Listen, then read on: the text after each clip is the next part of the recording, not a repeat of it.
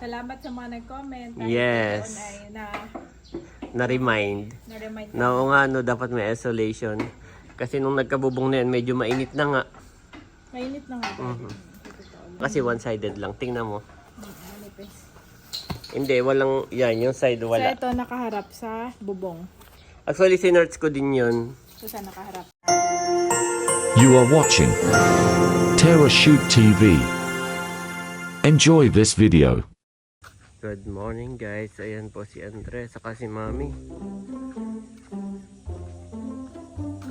Nauna na sila nananakbo. Gusto daw nilang mag-run. Ito po ang aming favorite spot tuwing umaga.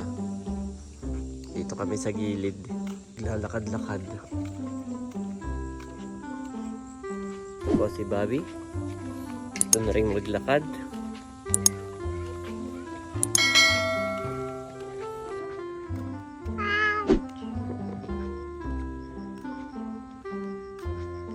Pakakulit po ni Andres.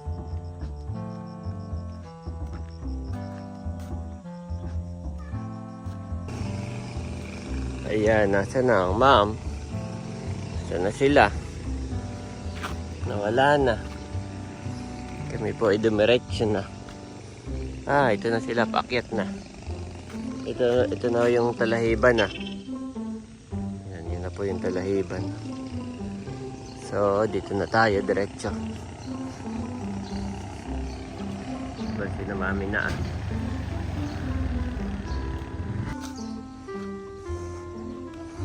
Inantay po pala kami ni Andres, sabi ni Mami, nung pagkaliko. At hindi na kami makita, sabi ni Andres Mami, wait! Daddy! Mami! Wait! Kaya pala sila tumigil. Napakakulit po. Napakakulit na. Kanina may nagja-jogging na Amerikano Ginaya ni Andres. Tawa ng tawa yung nagja-jogging.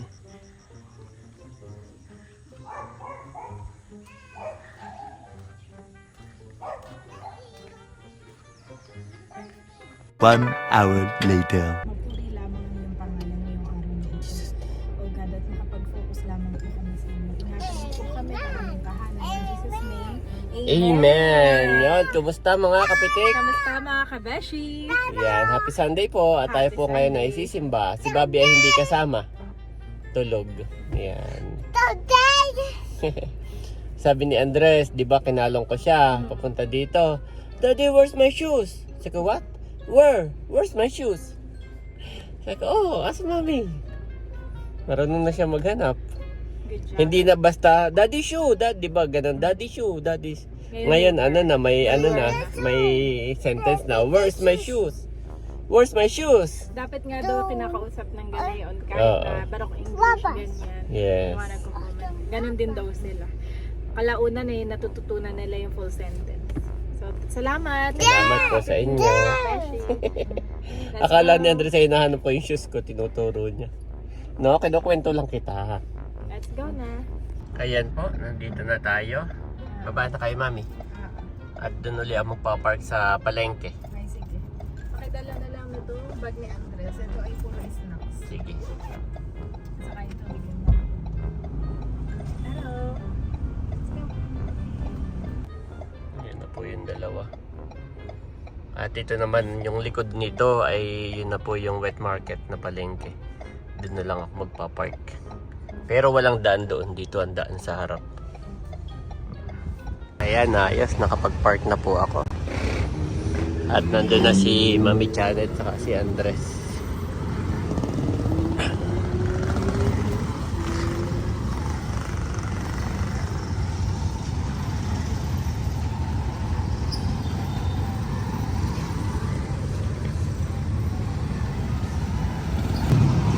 Ayan po, mismong highway. Paakyat ng Tagaytay.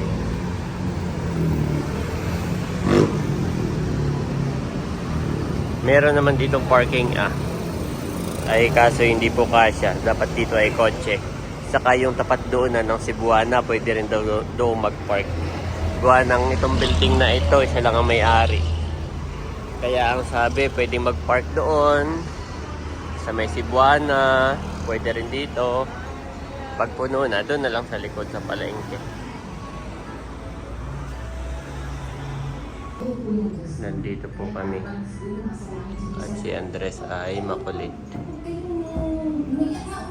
Gusto ko kayo maging masaya, gusto ko kayo pagpalain dahil mahal na mahal mo ako. Just imagine.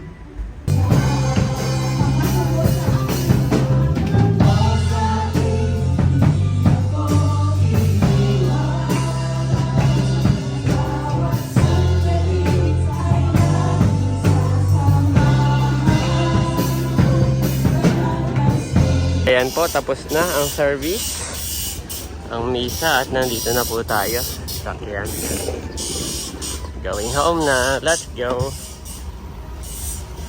Ano, okay na ba si Andres dyan? Merienda muna, then let's go na. Yan, magandang hapon po. At wow, tumabas ang araw, mami. Lakas po ang ulan kanina, pero ngayon ay tumila na at lumabas ang araw. At yan si mami, wow, nakapan-jogging na. At anong iyong inaabang-abangan dyan? Ito, mayabas. Ha?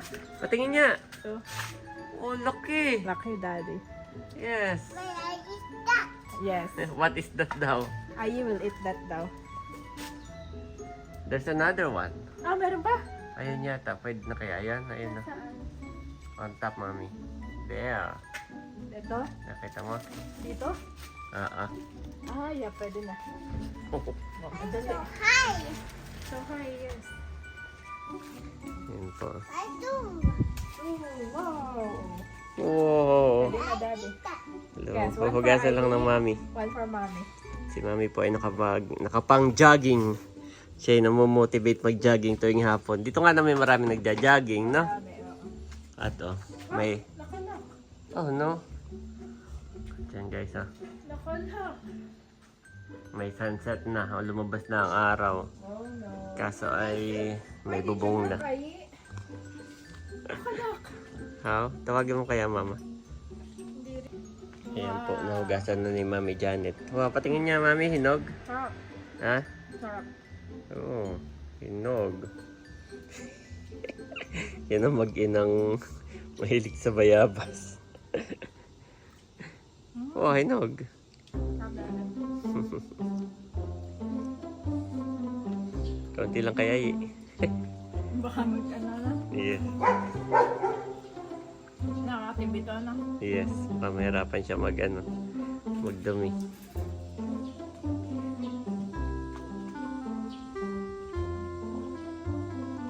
Kalong-kalong ko po si Bobby. Si Bobby na inggit din.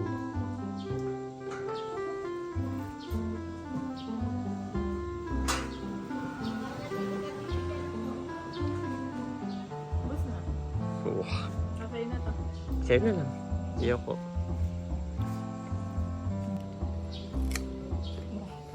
Ang bango. Tingin ni Bobby. Sa'yo na mami, inap na ako. Sarap niya. Press na press. Ay, turn down.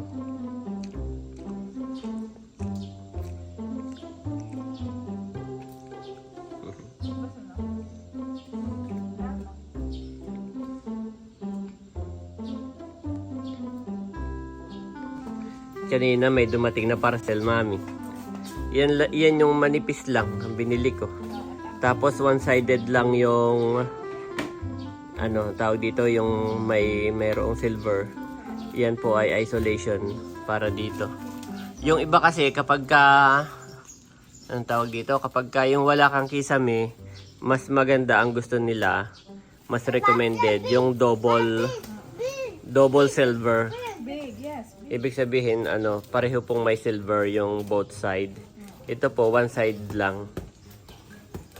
Parang matanda si Ari, may dala-dalang Tungkod. Naalala ko mami dun sa Kabeshi. Di ba pag tanghali sabi mo medyo mainit. Wala pala yung ganyan, no? Yung tindahan po namin sa probinsya, yung Kabeshi. Wala po siyang ganyan, wala siyang isolation. Kaya ito po ay naghanap ako online. At makabili. Ayun, mura lang po. Yan po kasama ng shipping fee ay 563. Yan po ay 14 meters. 40 meters. 14 meters. At yan ay sinukat ko. Tapos ay yung lapad niya, yan yung lapad na yan is 1 meter, mami. 1 meter. Oo, tapos pero yung kapal niya, Hindi ko nabubuo. wag na. Yung kapal naman niya is 5 mm. Manipis lang siya. Pwede pa lang. Okay na, mami. Wag na. Oo, wag na. Magkakalat lang dyan. Baka higaan ng mga pusa. Yan. Papasok ko sa loob. O dito. Kahit ganyan lang, oo. Kaya ayan, kasya na yan dyan. Salamat sa mga nag-comment. Kahit Yes. doon ay Na-remind. na-remind Na oo nga, no, dapat may isolation. Kasi nung nagkabubong na yan, medyo mainit na nga. Mainit na nga. So, kung wala pong kayong kisame, yung iba, yung mga parking, walang kisame, mas maganda yung double-sided na ganyan. Yan kasi one-sided lang. Tingnan mo. Hindi, walang, yan, yung side So wala. ito nakaharap sa bubong. Actually, sinerch ko din yun. So saan nakaharap? Kahit saan daw. Basta pang absorption.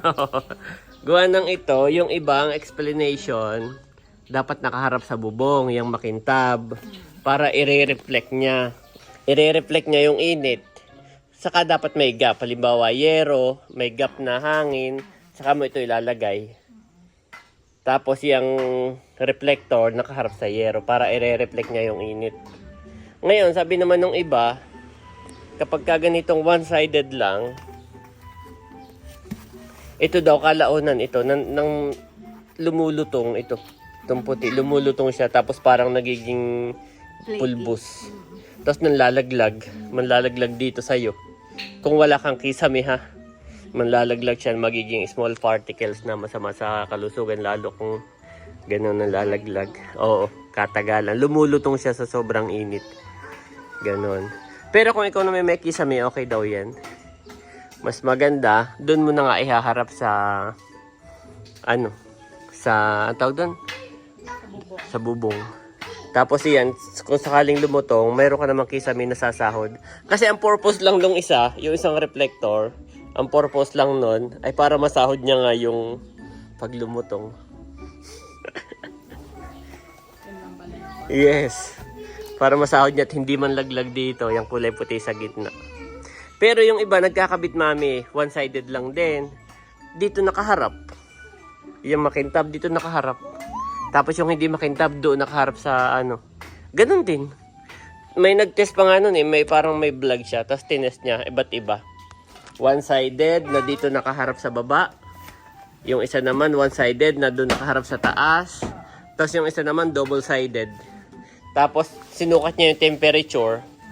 Ayun, parang pare-pareho lang. Unti lang yung mga diferensya. Point lang. Kaya sabi niya,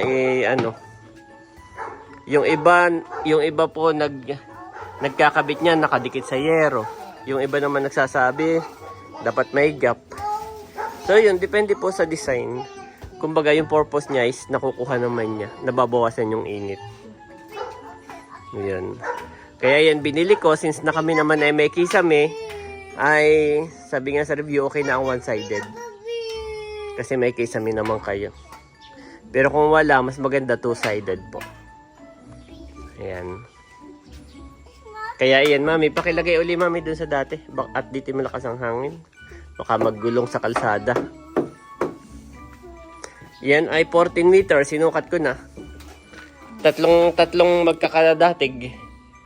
1, 2, 3. Tatlong ganun. Kaya sakop na sakop. Ito. Ayan. Let's go. Lakad na. Magja-jogging po uli si Mami Janet. Kami ay mga supporting supporting actors. So yan, salamat po. Ito ay 5 mm yung kapal. Tapos ay single side lang yung yung may makintab. Yung lapad niya ay 1 meter. Tapos yung haba niya ay depende po kung ilan yung orderin nyo. Ang in-order ko ay 14 meters. Base sa sukat nito ang paglalagyan. So ayan, yan po ay malaking tulong kahit manipis. Ay malaking tulong siya dito. Mababawasan yung init. Since na kami naman ay may kisame, ay dapat may ganyan pa rin. Let's go! Ayan po si Mami Janet. Naka full gear. Kumbaga sa riders ay naka full gear. Si Andres po ay nakasapatos din. Si Bobby, kalong-kalong ko. Saan tayo punta, Mami? Sa court? Pataas. Pataas po kami papunta sa basketballan. And Mami, oh. May isolation. Dito nakaharap sa baba. Or double itong kanilang kinabit. Double.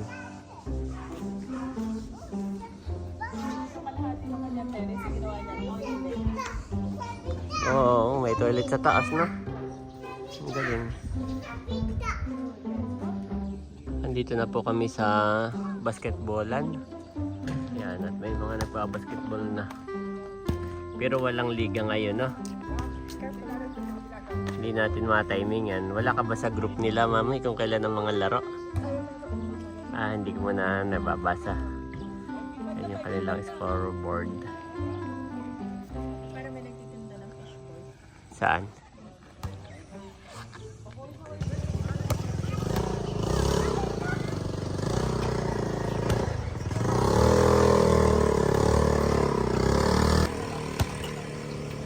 Ang ganda ng sunset. Ayan po si Mami, nabili agad ng merienda. Paano kaya lilitan tiyan yan eh? Kaunting pagod lang eh, order agad. Okay, mga na-order din. Ano ang in-order mo, Mami? May Wow. Ganda yan, mabilis lilitan tiyan mo. hindi mapigilan. Yes.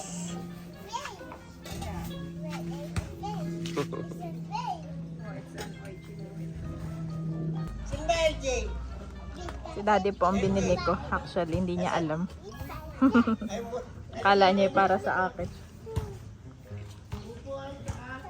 Kami ni Andres ay nagmerienda na sa bahay.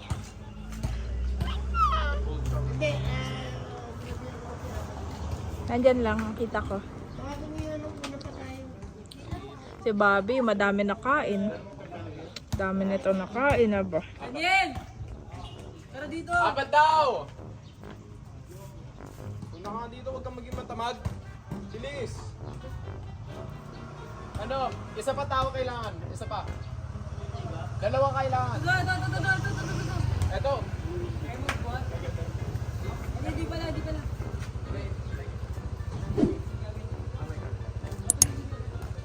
Sarap, Mami.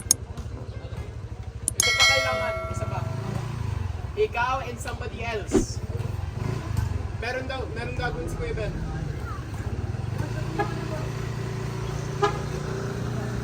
Wala man di ko na yan. After they prayed, the place where they were meeting was shaken, and they were all filled with the Holy Spirit and spoke the word of God boldly. Acts 4:31 NIV.